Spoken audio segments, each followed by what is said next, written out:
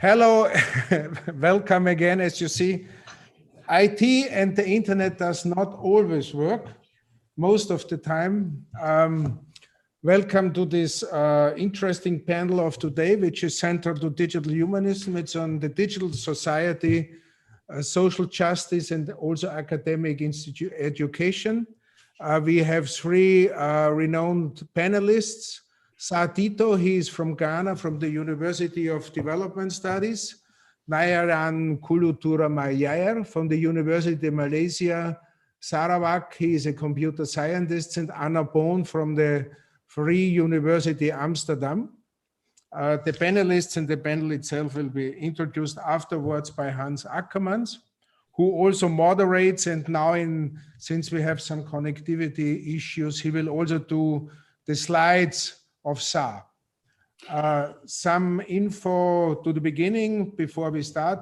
So we have the intro by Hans Akkermans, then the three presentations and talks, and then the discussion at the end. Again, a piece of music selected by Peter Knees, who will also announce the next event. The discussion will be maybe a little, we have to watch now all of you to mute the microphone so that we do not have this echo. So we can switch this off. Very short to Hans, who I also would like to thank, not only to moderate, but he also organized this panel, which is based on his current work. He is a professor emeritus at the Free University of Amsterdam on business informatics. He's well known as the founding director of the Network Institute at the Freie University, which is an interdisciplinary research and teaching network where they interact different faculties, departments from computer science up to law, economics, humanities, and social science. So they have a very interactive interdisciplinary study program and research program. He's also well known for knowledge engineering, information systems, and e-business modeling. Maybe some of you know the E3 value network approach for innovation modeling, which is now, I think, somehow a standard in networked innovation business, and which is applied in smart electricity networks, sustainable energy. His research focus currently on interdisciplinary research, where he also has a strong connection to Africa and community services program there. He's active in our Digital Humanism initiative since the early beginning, and he is also the driver of our curriculum working group, where we are discussing and developing and designing a master programs curriculum for digital humanism, integrating different scientific disciplines. And what is also maybe not so astonishing, but if you see what he does, he has a PhD cum laude in theoretical physics. So physics obviously is a good basis for doing interdisciplinary work.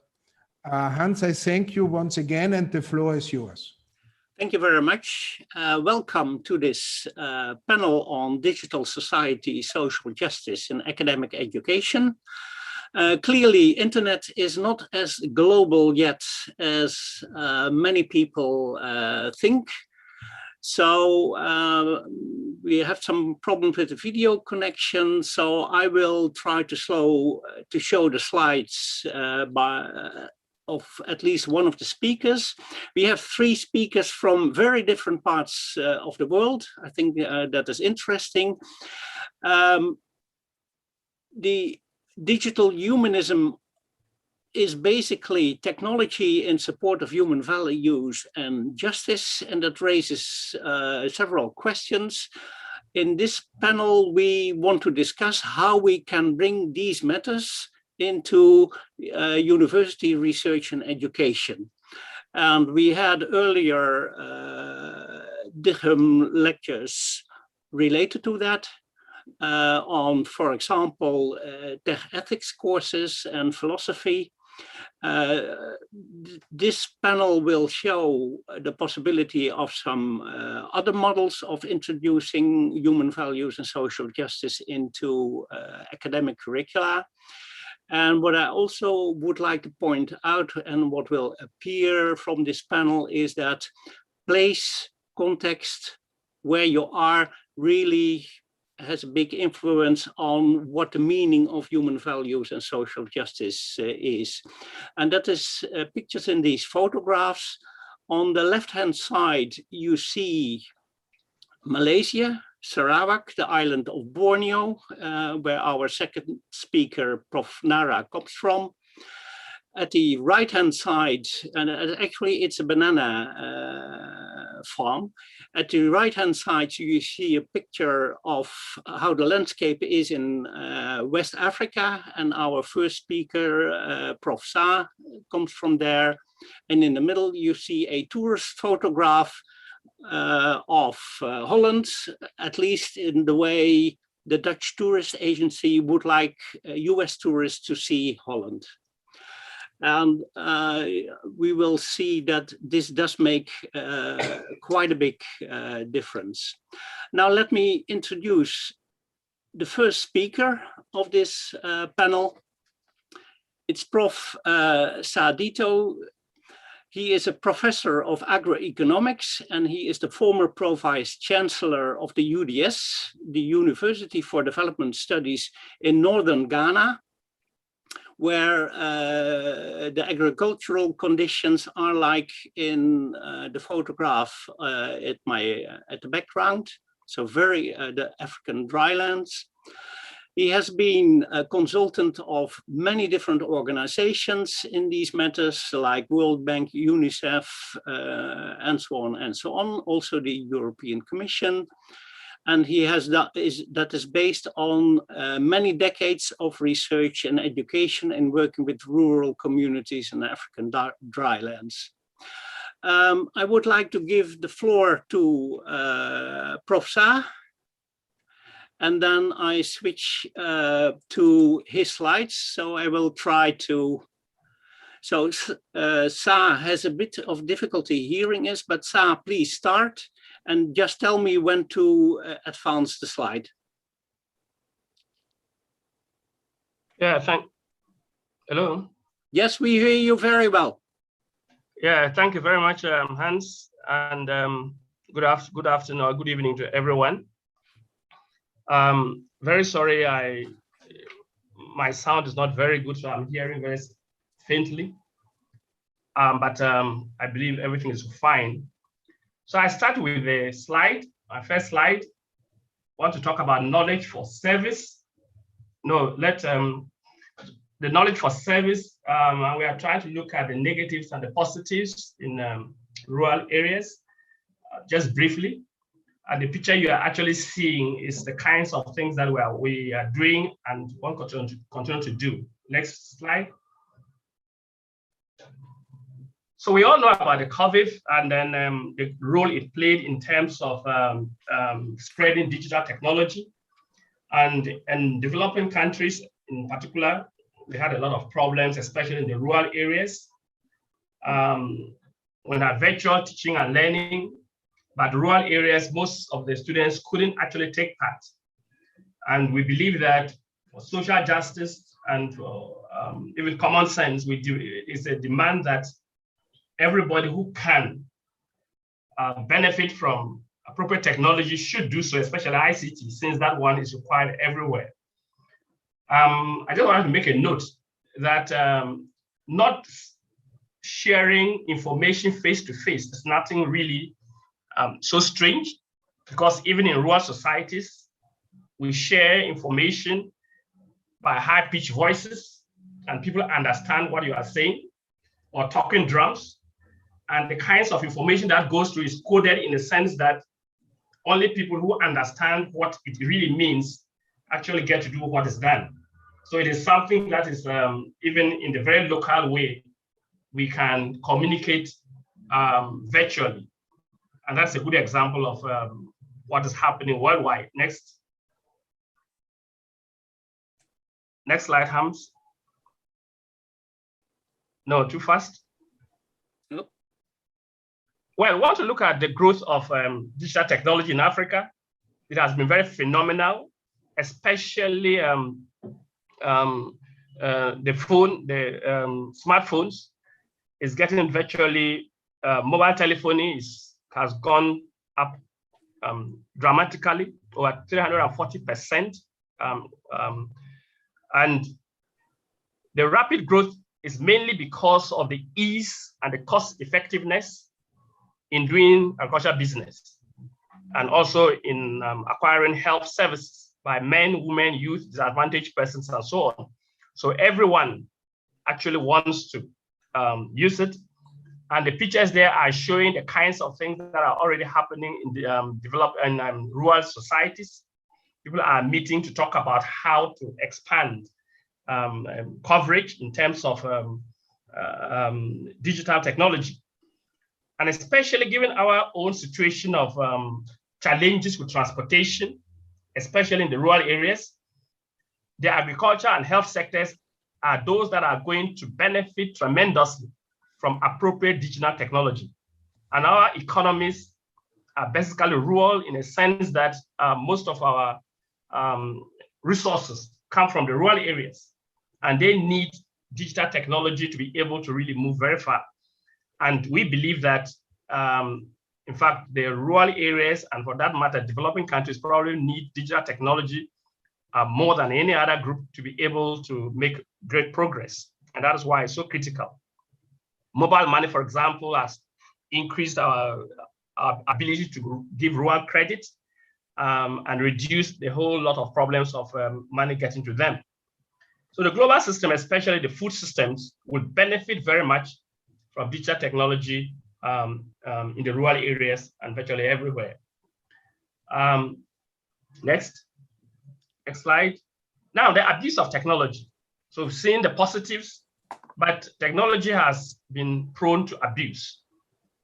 And I've said here that greed globally is a big problem. And we tend to claim it is business acumen, but it's actually cheating and greed. And we've seen production of unwholesome foods and medicines, fake fertilizers, killer pesticides, questionable crop varieties. And these are often sold to unsuspecting persons, especially in rural areas, and sometimes sanctioned by our national government. Sometimes they don't even know that that is what they are doing. And sometimes they actually know, and they still sanction that. So there is need for us to guard against similar situations in digital technology. Again, we are talking about primitive accumulation is growing again across the world as a result of this whole idea of wealth and fame. People are making it look like wealth and fame is all there is in the wealth system. And the social media is making it easy for that kind of worshiping to be done across the world. So people who are not even, don't even not thinking that that is a great value, or something that is very valuable, or something that is they should adore, are beginning to do the same thing because they see it in social media.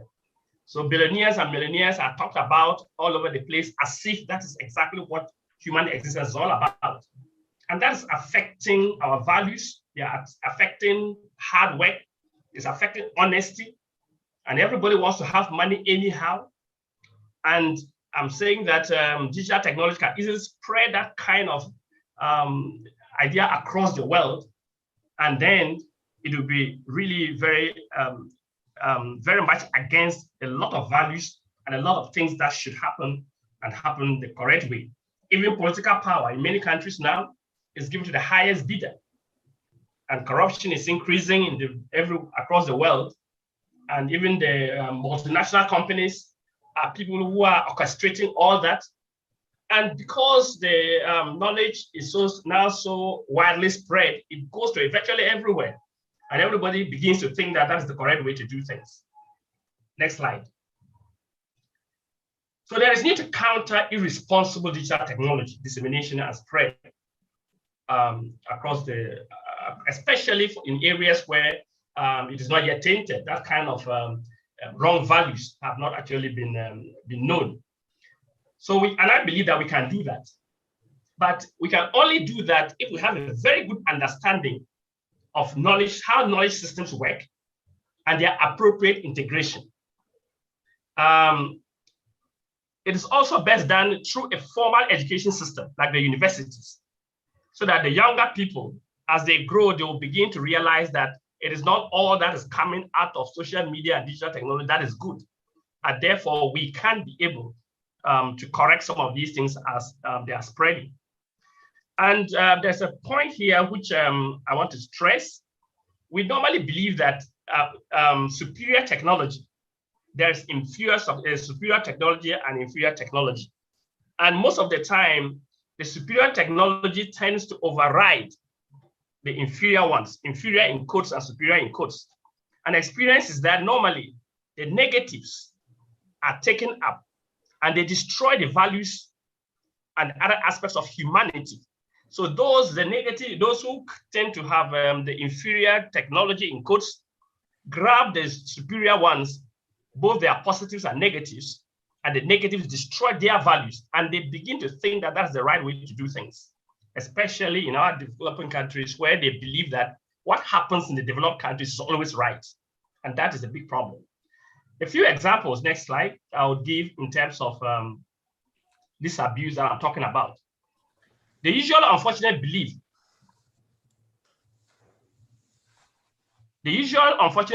is that superior knowledge system should replace an inferior one.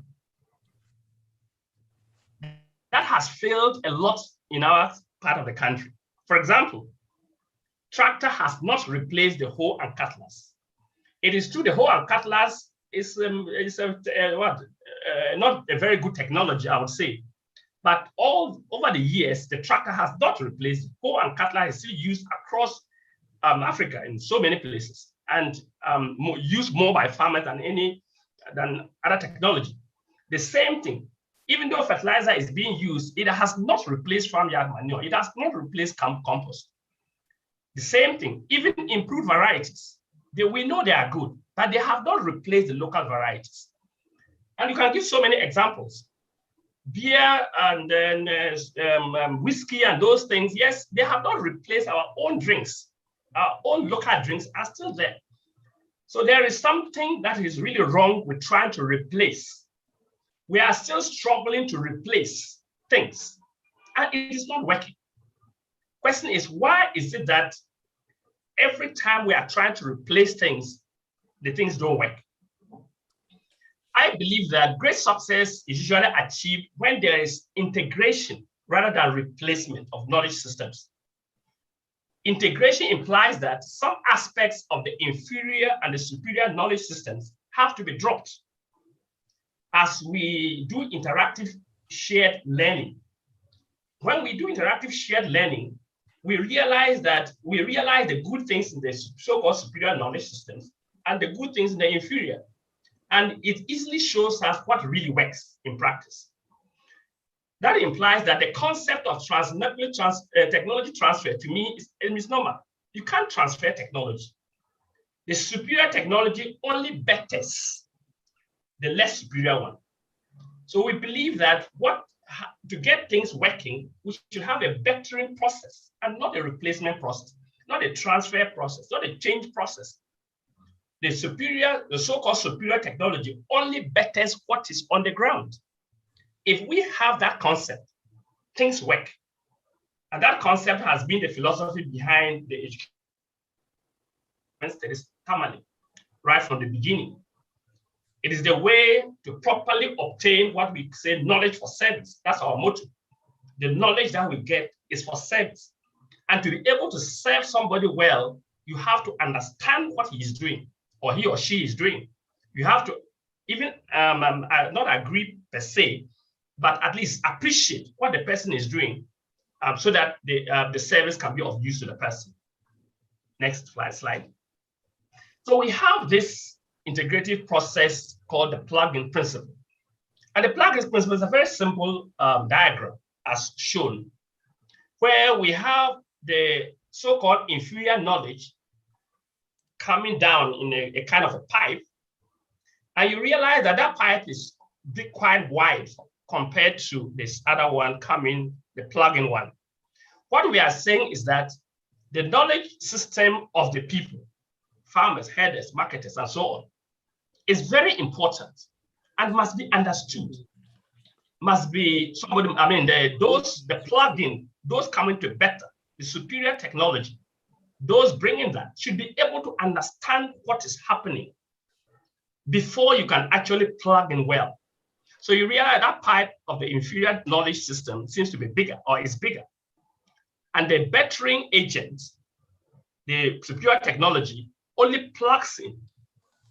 So they might, and the reason why that is bigger is that the bettering agent should have a mindset that you are bringing something into a system that exists, and that the inferior knowledge and the mindset of the users, I must understand it.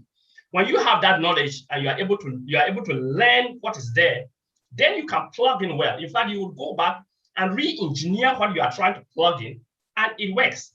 So that when they come together, the amalgam, the things that come together will be more appropriate for the system. That is the way we should be able to bring digital technology into a society, understand what is happening there, design it the way that it can fit into that society, and what you get becomes a very appropriate amalgam, a very appropriate technology. And that is the way we should do things, whether it's in digital technology, it's agriculture, it's nutrition, it's in health. This is the way we should be able to get things done in virtually everywhere, not only rural areas, virtually everywhere. We need the knowledge systems to work together as an integral, they should be integrated. That's basically what we are trying to point out here. Next slide. So the UDS model, normally a multidisciplinary group of students spend several semesters in rural communities with close supervision by staff for sure. And what they do there is exactly what I've described earlier. They go there, they try to understand the system, they try to appreciate the systems. And then when they go back to school, to the universities, whatever they learn as the new technologies or the new ideas or the so-called superior ideas, then they come in and plug in, knowing very well what has happened before.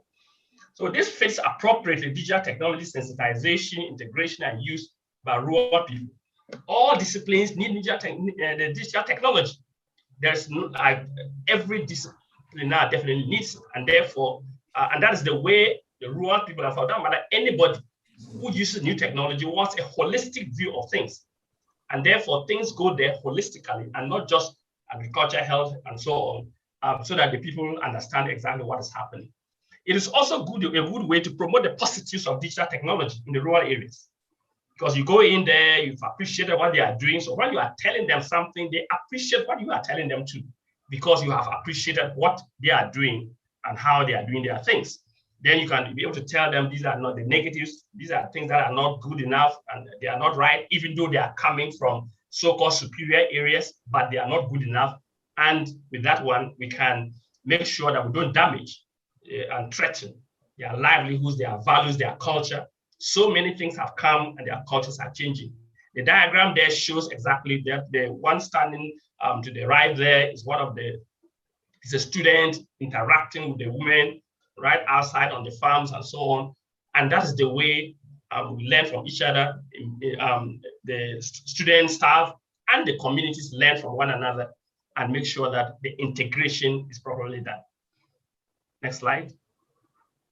In conclusion, we're saying that students and staff of knowledge institutions, universities, technology, polytechnics, working closely with rural communities based on practically oriented, community-based and problem-solving pedagogy, that's the UDS model, is the way to promote inclusive and responsible digital technology development and dissemination for the benefit of the people.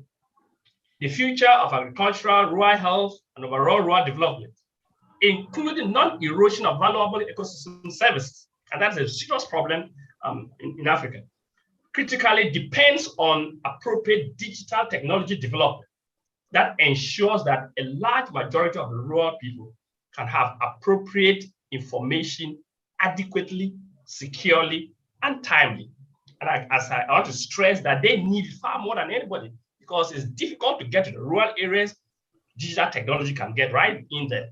And there are examples all over the place in what is really happening on the ground in many rural areas, using digital technology to improve what is happening in there, but sometimes it's done wrongly because they don't even understand this. The people don't even know what you are talking about because you have not spent time with them and appreciated what they know and what they have, and therefore sometimes the replacement doesn't work. Replacement can never work. Integration always works. Last slide. I want to thank you for this time, and see a young lady there, rural area, hasn't gone to school, but is busy trying to take some videos and so on to be able to put things around and so on. Thank you very much for the time. Thank you very much for your attention. I believe that others, when Nara and Anna comes, we'll get the full story of what we are all doing together. Thank you very much. Okay, thank you very much, Sa. In the interest of time, I propose to go to our next speaker.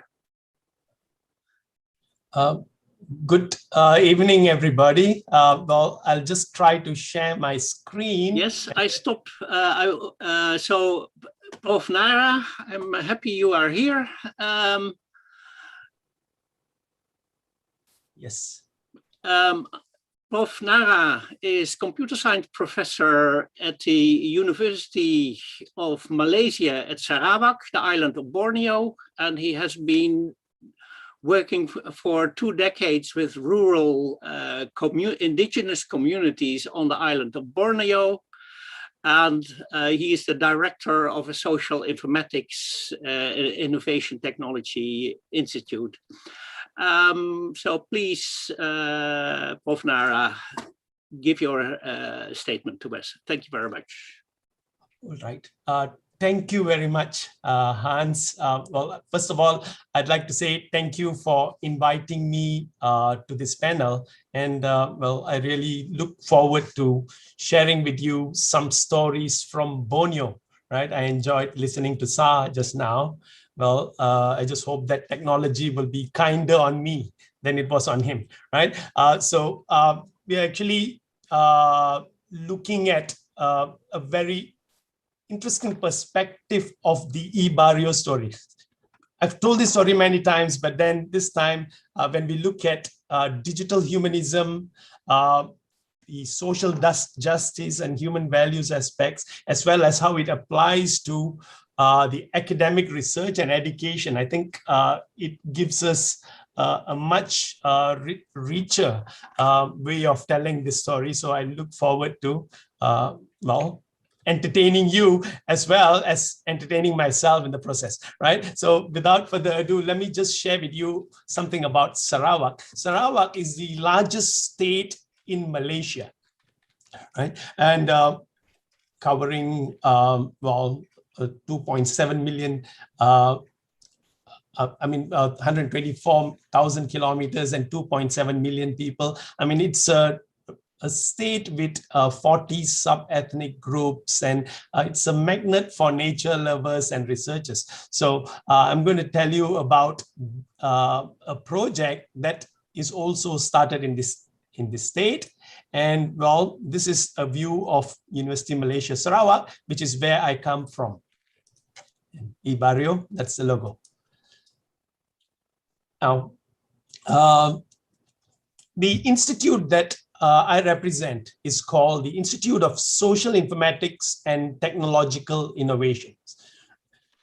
And the role of this institute is to bring about an inclusive knowledge society, right, by working together with inspired communities. I mean, I didn't say inspiring communities, with inspired communities who innovate towards a sustainable development. So, I mean, the emphasis is on co-design, co-visioning, co-creation. I mean, so that's something unique about the way we approach our research and innovation methods, right? Before I begin, I know everybody talks about values when it comes to digital humanism. So I have to talk about what is the success factor. I mean, one of the key factors that has brought the successes that I'm going to share with you shortly, right? The core values start with trust and relationships that we build between the university and the community. And so we use well, some verbs like care, right? To share and energize, empower, inspire. I mean, these things, these terms guide us and allows us to have the freedom to enhance the way we communicate and connect with this disadvantaged communities. I mean, those are the communities that we have worked with. And based on this project, I think we have actually looked at respect, responsibility, resilience, sustainability, and innovation as some keywords, which are values in themselves, right? As what guides the way we do things with our communities, right?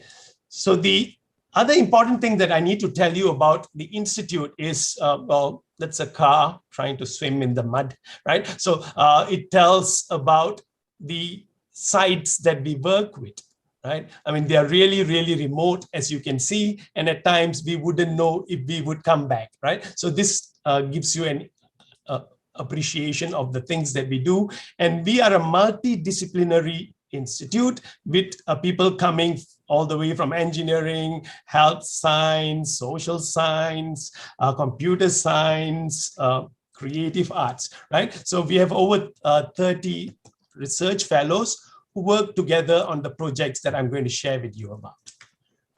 Now, when I mentioned the EBario story, the word barrio actually represents a place in Sarawak. I mean, it's a remote place. It's the homeland of the Kelabit tribe. People are well known for their warmth, hospitality, and friendliness.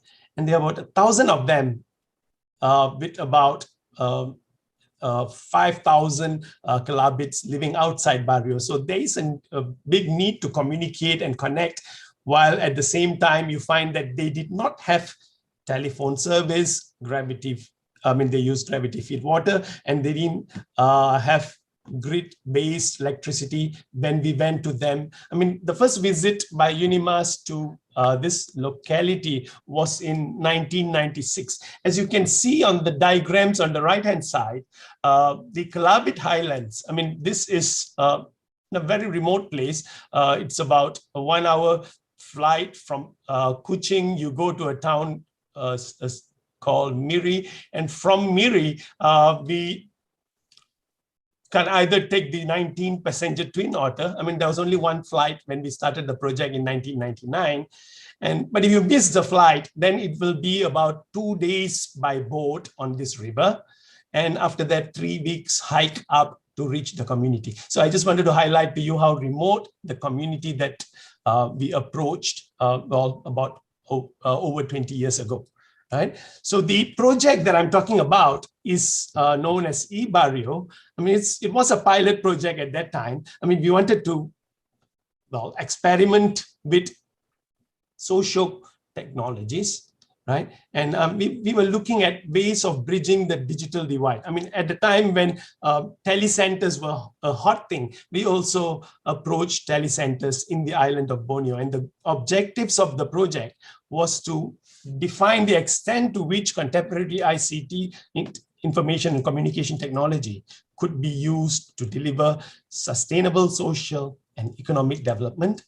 At the same time, we were looking at opportunities and what else could we do with the use of innovative technologies. So with that as a precursor, I move on to the EBario story, right? Now, on this slide, I mean, it gives you an overview of how we actually brought the computers to the actual locality, right? I mean, we see a buffalo in the screen on the left, and and we see a phone that was about to start working. It was not working, otherwise you would have seen about 20 to 30 people waiting in a long queue. So that was an immediate success, because immediately the community now could reach the outside world through the communication facilities that we brought in through the ICT facilities, as you see here, right? So, I mean, we were exploring a variety of applications. We started with education, right? And I think the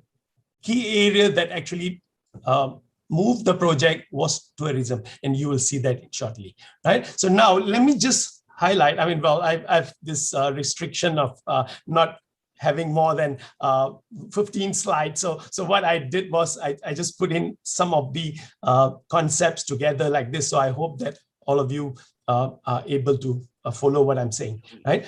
The approach that we took here, I mean, innovation for impact. I mean, because we have a multidisciplinary group, the social scientists go in first, they look at community engagement and needs analysis. And then the social technologists together with the social scientists together with technologies and economic and business people do the planning and design, and subsequently the technologies together with economists and business researchers look at technology development and access provision, right? And then we move on to look at evaluation, reflection, right? I mean, well, to some extent, we also start discussing with community. We do a lot of reflections, I mean, even from day one. So this is the people-centered approach that we took on this project. So it's a research project, research and innovation project in the heart of a very remote locality taken by a university in Borneo. So that's the story I'm going to share with you.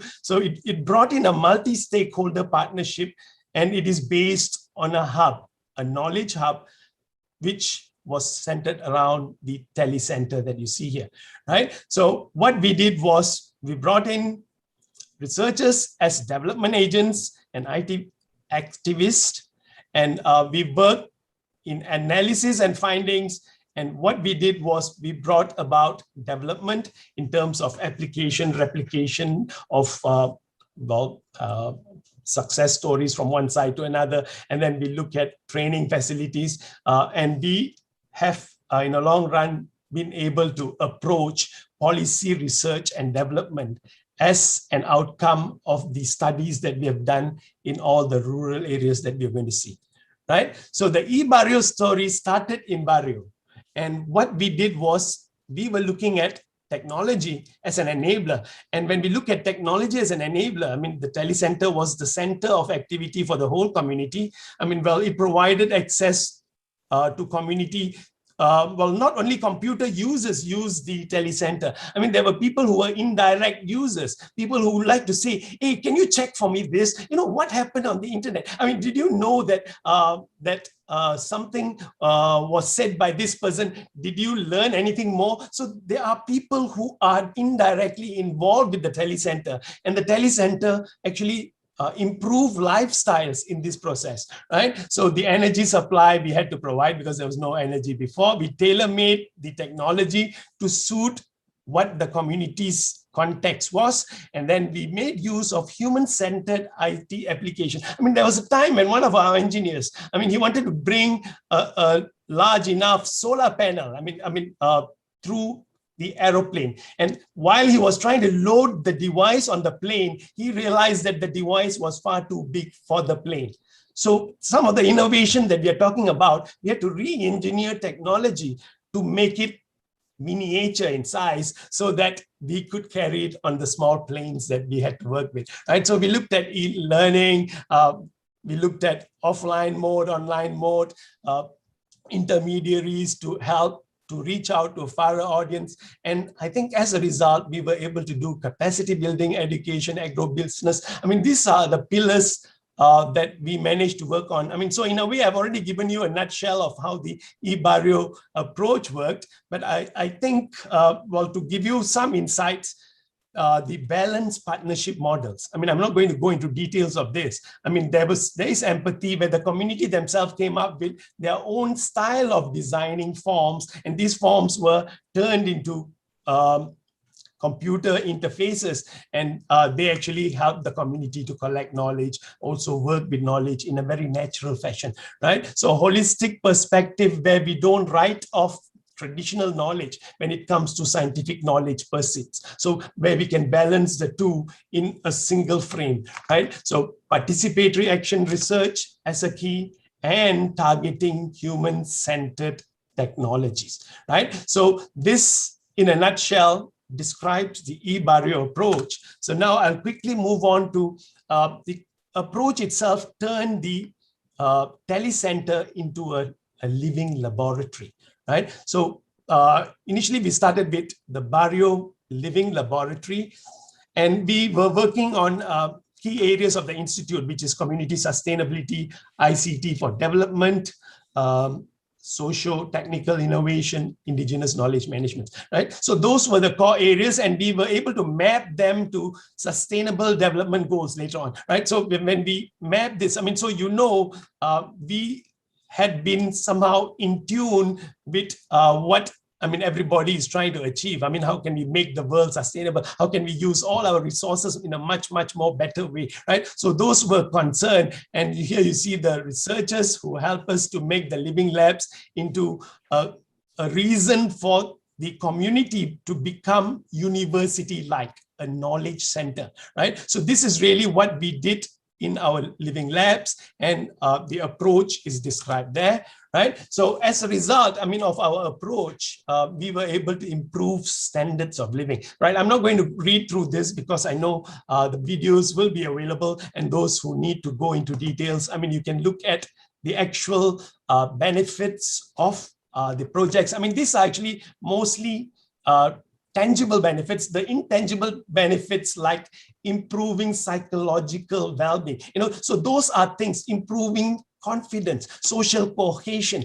These are things that my PhD student, has been doing some research on. And I think we can see that the true value of telecenter has come out as a result. And as we focus on people, you realize that the digital humanness, I use this word because I think our emphasis has been on bringing out the values from the communities, building values by collective, collaborative partnerships, and using consensus as a means of deciding what will work much better, what will work, what is likely to work much better for the community, right? So this is the other aspect of what we did. And I think the success story of this project, we look at everything we did. Most important thing is we were able to turn local champions who became global community scholars. They were recognized for various aspects. Some of them became consultants, some of them facilitated our research, some of them started a gallery in EBario. Some of them won awards like entrepreneurship awards and all, right? So these are some of the success stories of the project. And well, of course, we won awards, but I just like to highlight, since we're looking at social justice, I think not all the awards that the community won was initiated by UNIMAS. When we handed over the telecenter in 2002 to the community, we wanted them to take the lead. We wanted them to be independent and to see how they can take the knowledge of technology management to another level, right? So I think that is shown in the Times Higher Education Awards, as you see over there. And FORMADAT, which is an alliance of highland communities, heart of the Borneo communities. Well, if you look at this article, it is mentioned that EBario and eBaklalan, two of our sites, had contributed to FORMADAT winning the Equator Prize for their social justice initiatives, right? So you see the other awards, and I think the award that I need to mention is EBario. Here, John Taraway, you see our community champion in EBario holding the medal from the minister. To say that EBario had actually made an impact in poverty reduction in the ASEAN region. Going beyond Malaysia, right? In the Southeast Asian region, right? So the thing that obviously happened is because of the success stories, the awards. EBario became a global brand. And because it's a global brand, you see that we managed to bring leaders from a variety of different areas, like MOOCs, technology. You see the social the service learning students from Cornell University at the bottom, right? So similar to BUA, well, you're going to hear about this from Anna. I mean, we have other universities who have come together with us to look at ways of how their students can come to our communities, and the community become playground. They become playground where the students discover, well, how to grow, to become leaders. I mean, how to become people with a different perspective view, right? So those are things that is ongoing. And in the same way, we are organizing events. And one event that I want to highlight is the EBario Knowledge Fair. Well, the 8th EBario Knowledge Fair is going to be held in October this year. I mean, you're going to see some more announcements in our website, but you can see that we create activities to connect all segments of the communities to work together to improve their social and economic well-being, right? So, can you try to wrap up slowly? Sure, thank you very much, Hans. I think I needed that, right? So, I mean, these are some of the other products that, is there, but I just want to highlight as a summary, the approach that we took. I mean, our approach was community-based research and innovation, and we were working with indigenous communities. We were working with marginalized communities. We were looking at social gains and economic benefits, right? And in order to connect these two, well, we started with research projects funded by the demonstrator application grants, telecenter programs, etc., right? And we also worked with government agencies through sharing of expertise, policies, and they giving us funding. We worked with NGOs, you saw Formadat through their award just now. And at the same time, we work with industry players like Nexus, Spring Technology. I mean, well, there are many companies that want us to do their training for them, right? So we are engaging, we are engaged by a number of other industries as well. And well, as a result, we created new knowledge, capacity building, and new opportunities. And well, this expertise, then we realized that it could be repurposed and to attract international bodies like UN development programs, and some of the others. Well, also we turn it into an educational program, right? So guided research-based service learning together with universities, leading universities in the world, right? So in a nutshell, EBario had, starting from a single site, we replicated it to 9 sites throughout Malaysia, both East Malaysia and West Malaysia. And well, we came up with documents, our researchers came up with documents which have been adopted by UNESCO. And well, as a result, the Malaysian Commission for Multimedia and Communications,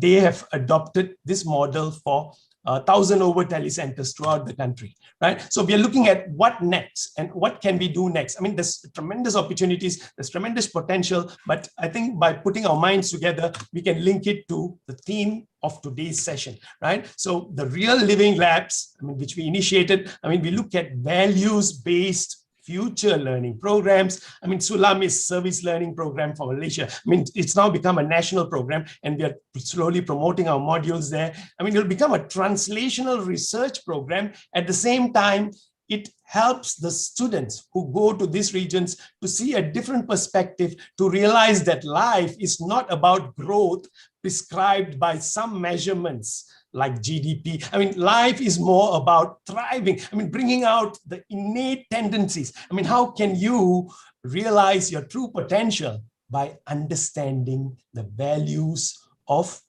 the disadvantaged communities, communities that you work with? I mean, the people who are normally forgotten, right? So this is in a nutshell what I wanted to share with you in my short presentation. I'm sorry if I took a bit longer, but well, what we have done, I mean, as a result of what we were doing, we are establishing partnerships for community resilience.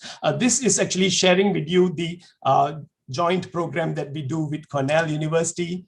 And well, as I conclude, I just like to quote Garen Jangan from the Long Lamai side. Long Lamai is a Penang side.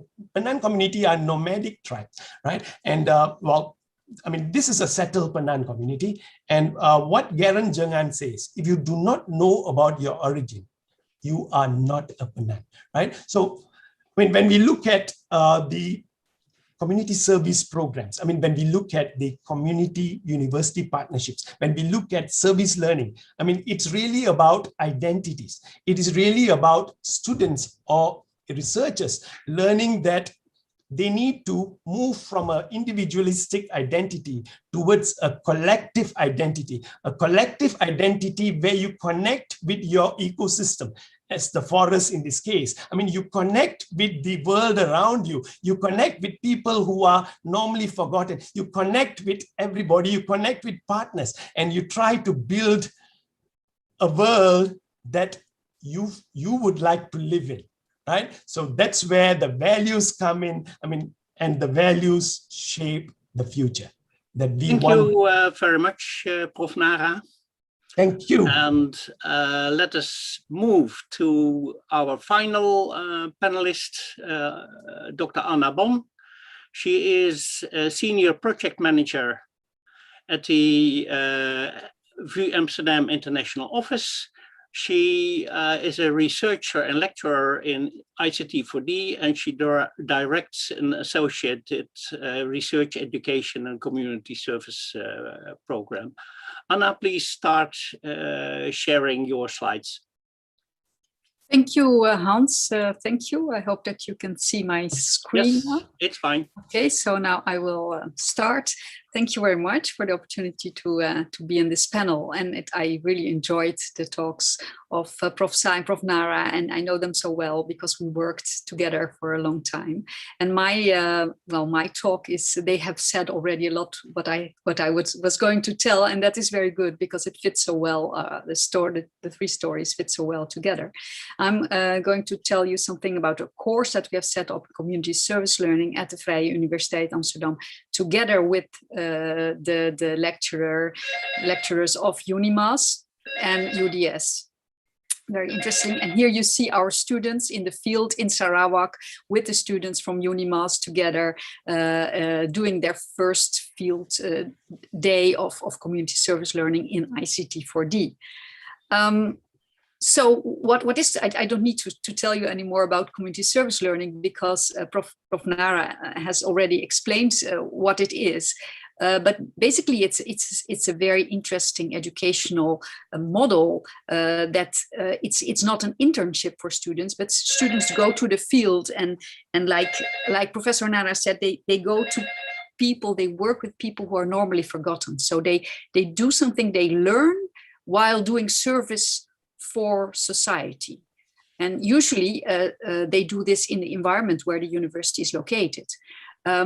So I talked to many lecturers from many universities in the world during my work. I worked in Latin America and Africa and Asia, and I talked to lecturers of many universities who were doing community service learning, although they didn't use this label, but what they described was actually this. So the students go to the field and they combine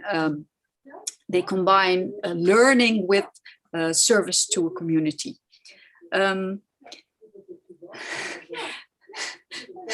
Sorry, my family is making noise now. Let me go to the next slide.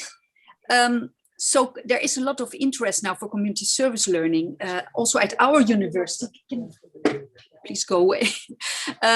Because well, we are moving maybe from a model in which universities are only looking at rankings to have, let's say, academic impact towards societal impact. And then we can learn a lot from universities in the Global South who don't have that high ranking in terms of, you know, universities at the top.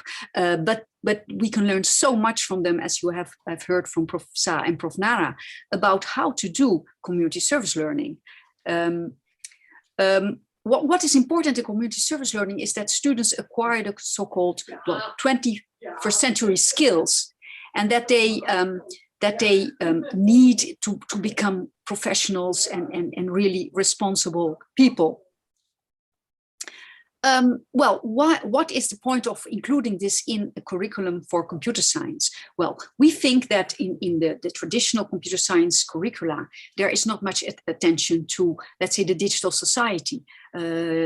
So a lot of, well, courses are just about technology and about high tech, and they're oriented at the wealthy countries, the industrialized countries, and they're not oriented towards, let's say, the other 4 billion, the people who are not yet or at least not well connected to the digital society.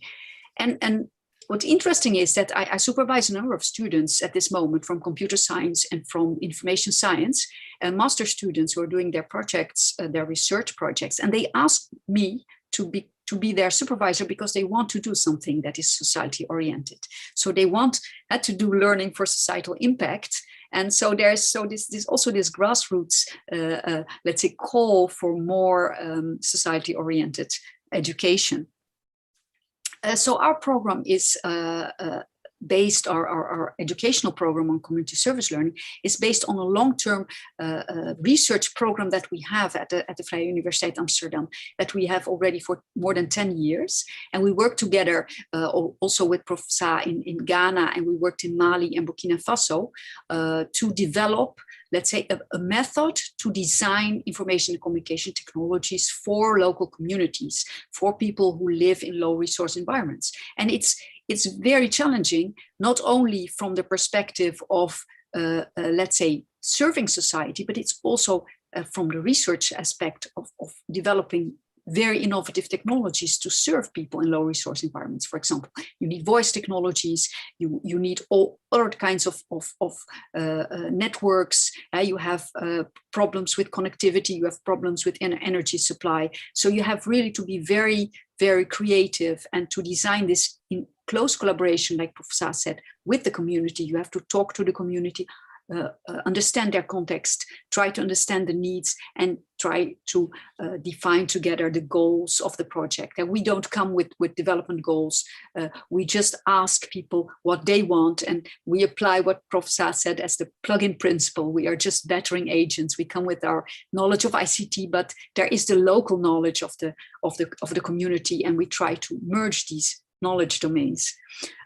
So we use a framework that we developed that is called ICT for D3.0. And it is a model that is very useful for community service learning because it guides the student through let's say, a process of developing these information systems with the community.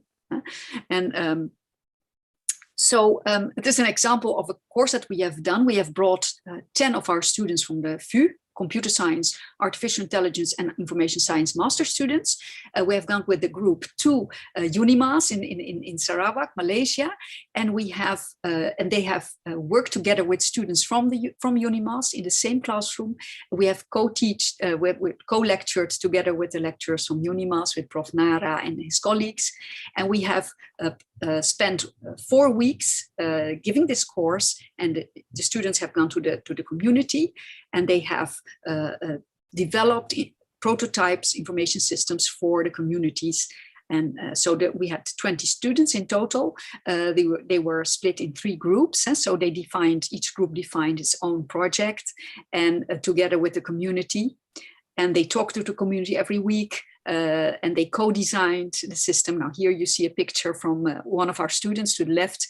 She is evaluating a system that they were building for a community school for the children to learn English, because the instruction language in Malaysia is now English, but a lot of community children do not speak English very well because their parents don't speak English.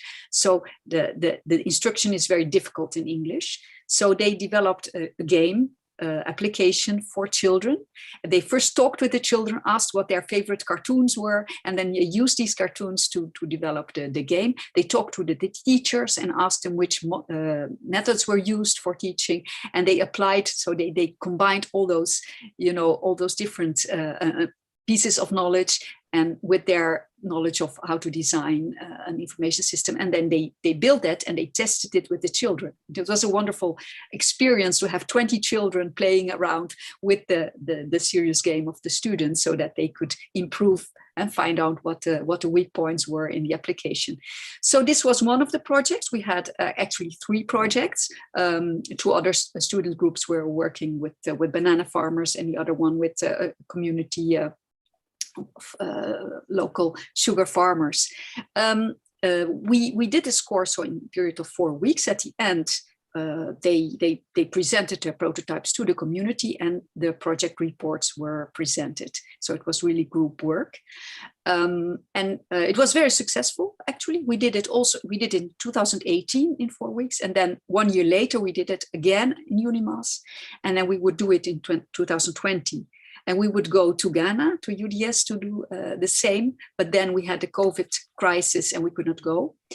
So we skipped 2020, but now we are preparing to do a totally online community service learning course. This course transformed to an online course. And we're going to do this together with UNIMAS and UDS. And they will bring their students, and it will be an online course, but a mixed classroom, a mixed online classroom. This is in a nutshell our program on community service learning. We have evaluated it. It was very positive in terms of education. So the skills that the students acquire in this course it is very, very intense. So they learn a lot, not only technical skills, but also social skills, organizational skills. They have to plan, they have to talk, they have to interview communities. They learn about the local culture. They learn to work with multiple perspectives, people from different backgrounds. It is really very, very rich. This is my last slide, but I want to conclude by saying that community service learning is really a very good model of education. At VU, we have now our board, our university board has decided that it should be included in every curriculum, but it is not simple to design such a course. We had the great opportunity to work with universities in the Global South like UNIMAS and UDS, who have access to these communities, because it's very difficult to have that trust relationship, because you cannot simply do a project and go away. So you have to keep that trust relationship with the community. You really have to serve the community and not only use the community as a test bed for your education. So it is very important that you keep that in mind. Then you have to have your lecture team. So they have to work very closely together, and it is very intense also. So you have the students, you have to stay with them, but basically every day, and we have to reflect together, because the experience that they have is so rich. So they have so many, new observations that you have to reflect. Otherwise, you simply do not grasp the full complexity of what you are. To the environment that you are exposed to. So basically, this is my story about community service learning. I would really recommend it, but I must say that it's a complex story, and that you need a lot of enthusiastic people, and you need the support of your institution. And I hope that that more people will start to do community service learning, especially in computer science education. Thank you very much. Okay, thank you, Anna. Now the floor is open to general questions to all the panelists. I would suggest either you raise your hand via the reaction button, or you can submit something to the general chat. Hans Ellison has raised her hand. Okay. I was actually applauding. But I do have a question. Okay, sorry for that. But it kind of goes in a different direction. But I think it would be interesting to hear the responses of our panelists. First of all, thank you very much for a very enlightening series of presentations.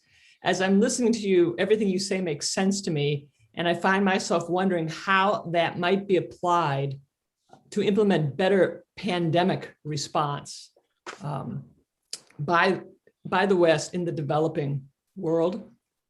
Do any of you have thoughts on that, or projects underway, or because obviously technology is so involved in the distribution of vaccines in the West, I imagine it's not in rural communities, but be curious for your reactions to that sort of question. Thanks again.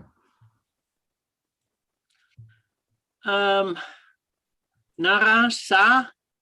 Okay, maybe I'll start. Yes, okay. Okay, thanks, Alison. I mean, this is the question that well, we need to look at. I mean, under the current circumstances. Well, the pandemic actually poses a very, I think, useful period in our lives, because I mean, you know, normally, I mean, when people develop software or systems, I mean, they need to spend some time piloting it, testing it fully, reflecting on how it works and all. I think this is really, well, a period like that.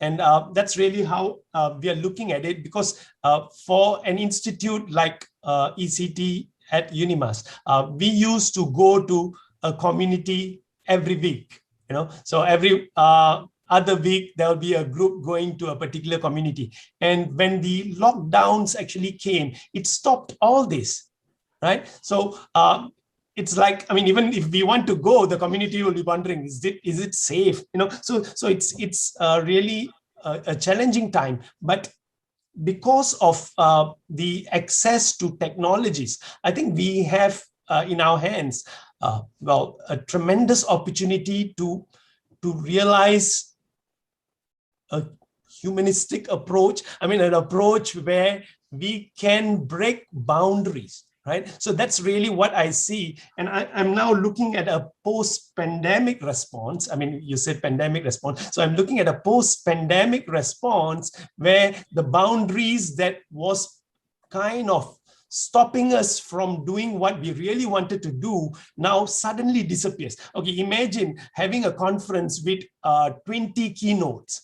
That would cost you a bomb in business class flights. But today it is possible at a fraction of the cost, right? I mean, so in every aspect of teaching, learning, research, we have to look at alternatives like this. I mean, we have to change the way we see things. And if we see things in a, well, resource optimized manner, we could achieve many more things. And I really look forward to sharing of ideas and, you know, I mean, looking at ways where we could all enrich ourselves. Okay, thank you. Maybe Sa also has a reaction. I hope that you heard Alison's question. Yes, I did. Sorry. No, we hear you. Okay. Sorry. Feedback. There's a feedback that is disturbing. Are you hearing the feedback? Yeah, I hear an echo. An echo, yeah. It's okay if you speak not too loud. Okay. Sorry, it's too loud.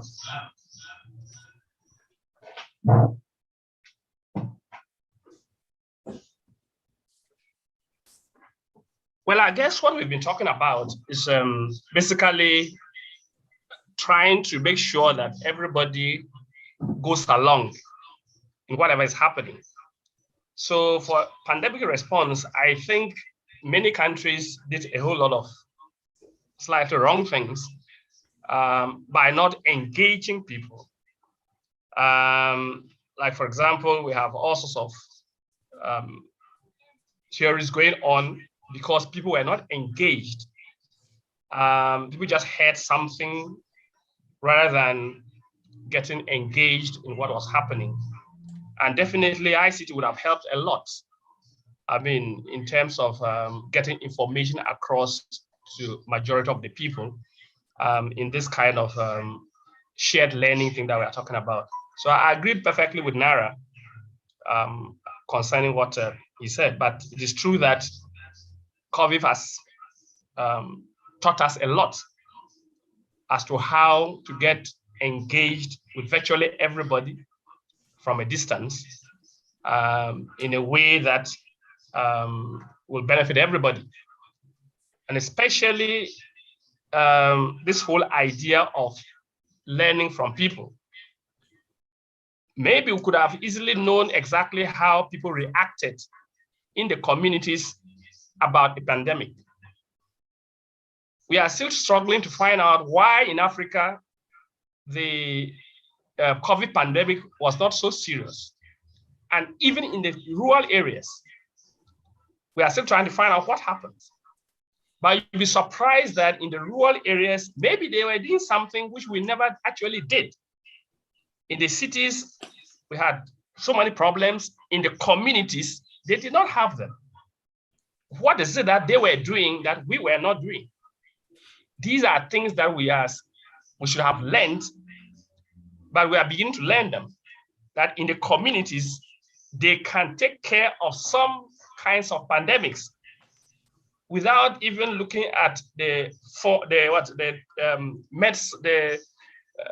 formal medicine and so on. So these are things that we could have easily learned, even to take care of situations in the cities. That's what I can add for now. Okay, thank you, Sa. The final question is to Carlo Gezzi, who raised his hand. Carlo? Yes, thank you very much. Thanks for the very interesting talks. And, I was stimulated by your talks, basically, to understand, what I see as a tension in all the efforts that you described here between, community-driven technology development, which is very much based on the personalization to the audience of what you're doing, and scalability of the solutions, or if you want, how you can transfer your solutions to other communities.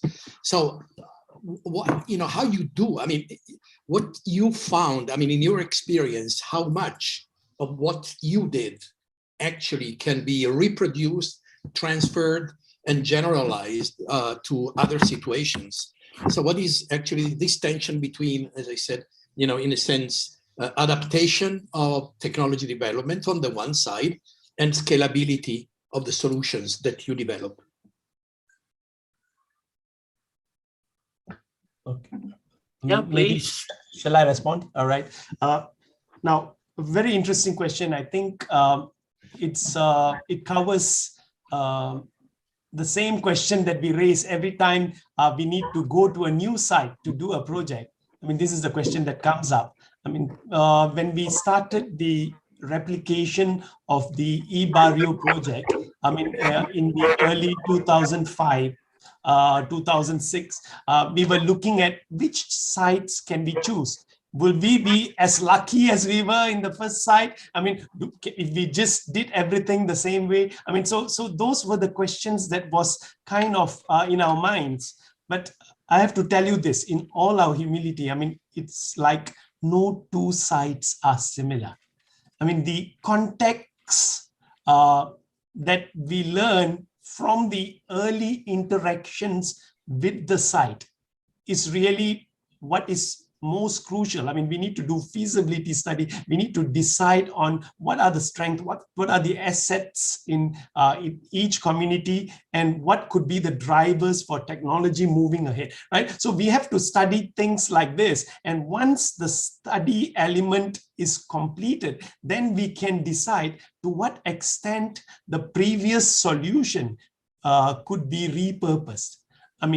It's unlikely that the entire system can be repurposed just like that.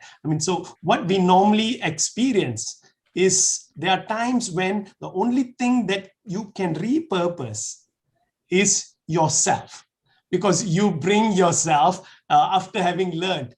But there are times when we have a model of the solar panel systems that can provide electricity in a rural community. That engineering aspects didn't change that much, right? So the answer is it depends on the context and the usage and the delivery. Anna, maybe you have something to add on this issue of adaptation versus scalability? Yes, thank you. I think this is a very good question. Thank you about this. Scaling up is really a matter of concern in our projects, and we often get this question: your projects do not scale. I think there are multiple answers to this question. First of all, we are just starting. So I must say that our solutions are still in a very early phase of innovation, and they need more development. And it's very difficult to get funding for it. It's very difficult to get attention for it, because there is much more attention for the large scale, let's say, technologies that are thrown and that are sent to the developing countries and thrown on people. For example, that you see now that a lot of African people are now using Facebook, and we think, and they get internet for free. We think that is not a good idea. So we think that there's really time to reconsider if this is the way how we want to connect people in unconnected regions. But what is very important is I think we compare large-scale farming and local scale farming with large scale technology in ICT with small scale technology. I think that we can learn a lot from the local farming in Africa in comparison with the large scale, industrial way of doing farming. And of course, there are a lot of people who say that you need that farming to feed everyone. A lot of African farmers say, no, you can do this in a very small scale way, and you can have enough food to everyone. And I think that Professor Sa will reassure you that this is actually the case in his experience for many years. So we are looking now at small technologies. We're looking at small data, not big data. We're looking at decentralized networks. We're looking at solutions at the local, inexpensive hardware, and how we can do that. And this is really a matter of doing more research on this. And I think if computer scientists don't look only at the big and at the fast and at the high tech, but they look at the small data, the small decentralized systems and the small solutions, and also the green and energy efficient solutions. There's a lot of research that you can do, and you can at the end also scale up those solutions in a contextualized way. The final word is to Sa, and then it's time for music. Sa, do you want to? Yeah, I just wanted to add that is the reason why we are talking with we are dealing with students, so that in the university system, we get many students involved, so that when they leave or when they decide to be on their own or do anything anywhere, from what Anna said, on a small scale, so they can be able to spread these things at a faster rate than just having a project.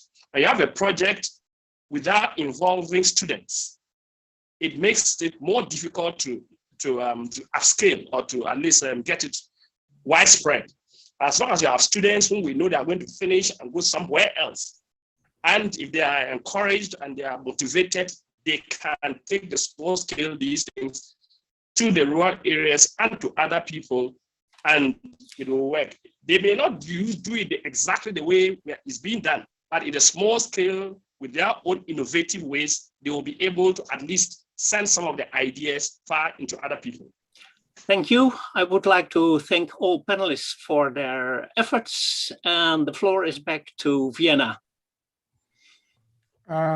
Thank you to all of you to the excellent presentations. I think for sake of time, I hand over to Peter for playing the last piece of this talk, which is a piece of music. I just want to remember that all the presentations are downloadable from our website.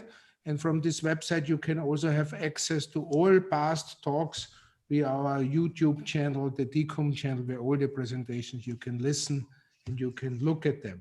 Thank you again. And Peter, the floor is yours. Thank you, Hannes. And also thank you, Hans, and all the panelists. Very, very interesting. And for me, it's again to bring in the final notes. The final notes are a piece of music to transition you out of the lecture. And really, today I missed the opportunity to include some fitting non-Western music, but I would have needed guidance on that. So I stuck to Western pop music. Let me quickly bring up the screen.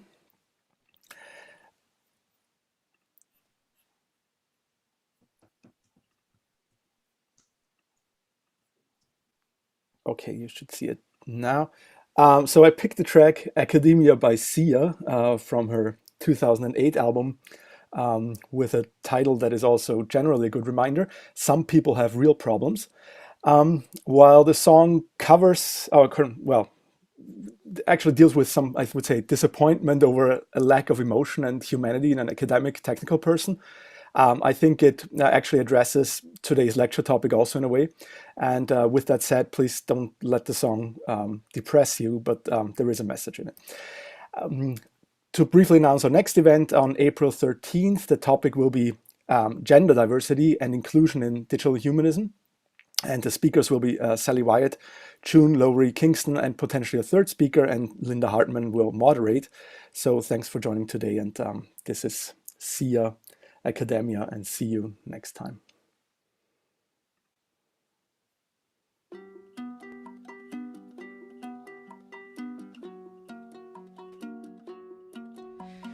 You can be my alphabet and I will be your calculator, and together we'll work out on the escalator. I will time you as you run up the down, and you'll measure my footsteps as I blow through this town. The mean of our heights is divided by the nights, which is times by the daggers and the root of all our fights. The pass of your poems is to dissuade me in your knowing, and the beauty of the word is that you don't have to show it. Oh, academia, you can pick me up, soothe me with your words when I need your love. I am a dash and you are a dot. When will you see that I am all that you've got? I'm a binary code that you cracked long ago, but to you I'm just a novel that you wish you never wrote. I'm greater than X and lesser than Y. So why is it that I still can't catch your eye? You're a cryptic crossword, a song I've never heard. While I sit here drawing circles, I'm afraid of being hurt. Oh, academia, you can't pick me up, soothe me with your words when I need your love. You're a difficult equation with a not for hard evasion. Will you listen to my proof, or will you add another page on? It appears to me the graph has come and stolen all the laughs. It appears to me the pen is over analyzed again.